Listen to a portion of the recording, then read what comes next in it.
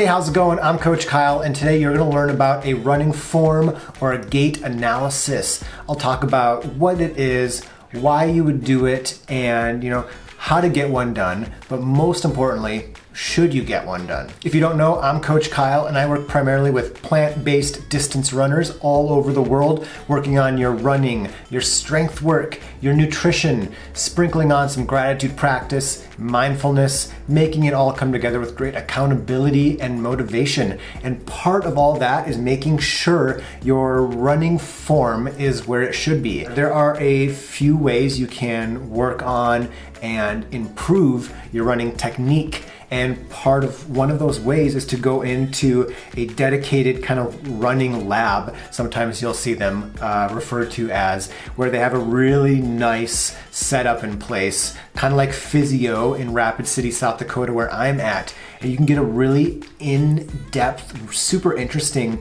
kind of peek into what your body is actually doing while running. So there are two kind of main ways you can get your running form analyzed.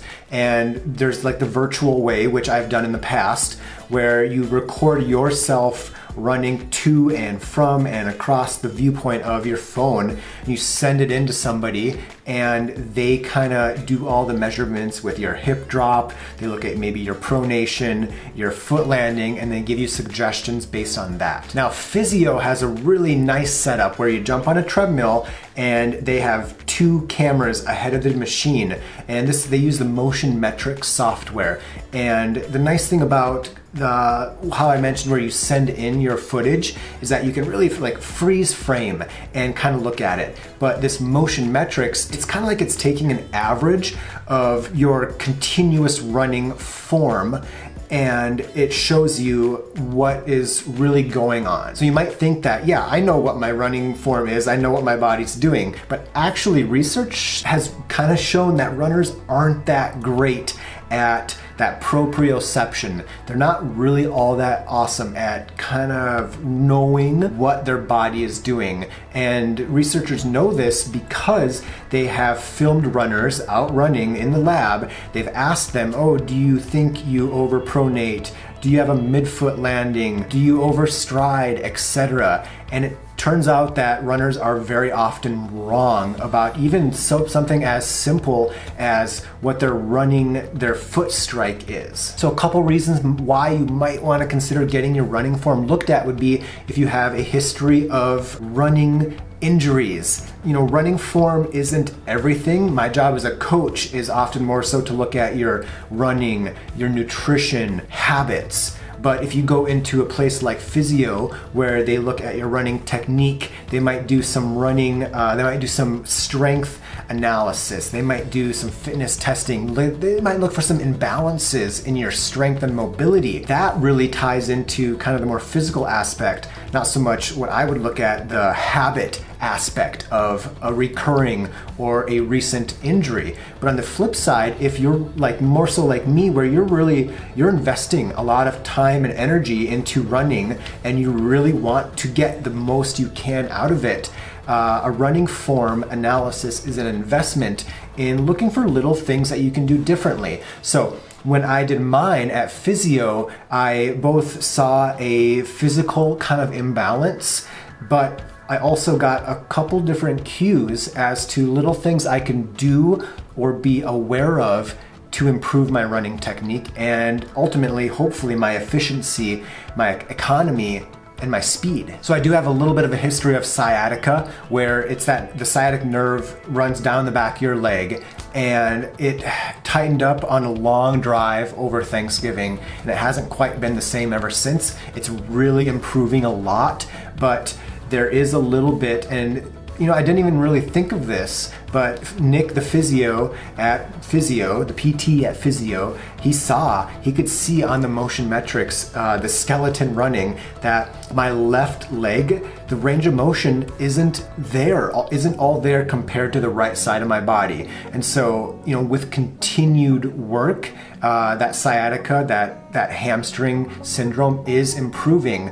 And, if I were to redo the running analysis 3 months from now, ideally we would see a little bit more range of motion, a little bit more extension of the knee, of that hip, etc. Right now it's noticeable that there is something going on that left side, and if it wasn't something I was aware of, you might go in and you might see something like that you didn't really realize was even something that is holding you back or a potential future injury point. Nick also did see when doing the running form analysis that I kind of had a forward lean from the hips. So I was not, my body wasn't leaning forward, but I was like actually leaning forward. The nice thing about the motion metrics is it kind of gives you a little bit of a grade, A, B, and this was something holding my grade back. And this is interesting he said that because it's something I'm kind of aware of, that when I'm really feeling good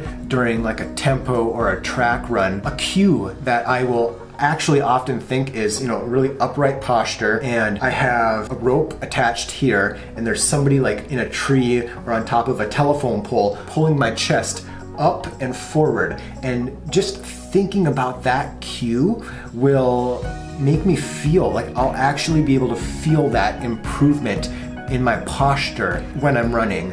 And it's interesting because that cue is the exact perfect response mentally that I can implement physically that I do when I'm running, that Nick pointed out that cue is addressing with my it's not hunched over, but there's a little bit of an excessive lean from my waist going on, and that's something that he pointed out. Nick also pointed out that I have a little bit of a hip drop in my running, where there's maybe a little bit of a weakness or imbalance there, and my feet tend to land pretty much on the center line, like right under my body, and there should be a little bit, it's okay to have a little bit of an overlap landing close to under the center of my body, but it's landing really close down there. And he said that there could be some work to be done on some of that balance, that stability musculature, those ancillary muscles. So he gave me some exercises to add into what I'm already doing that are more specific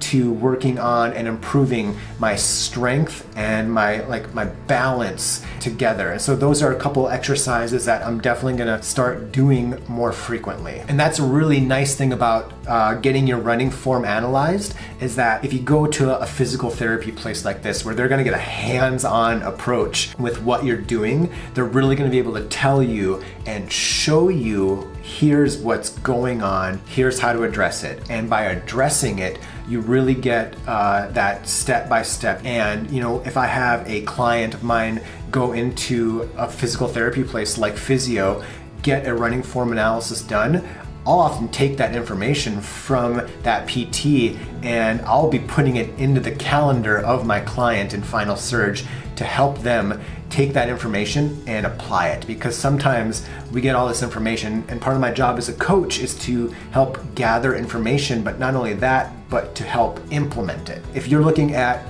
having somebody help you along the way, getting a remote running form analysis done, going into a local physical therapy place. If you're in Rapid City, check out Physio. They do an awesome job.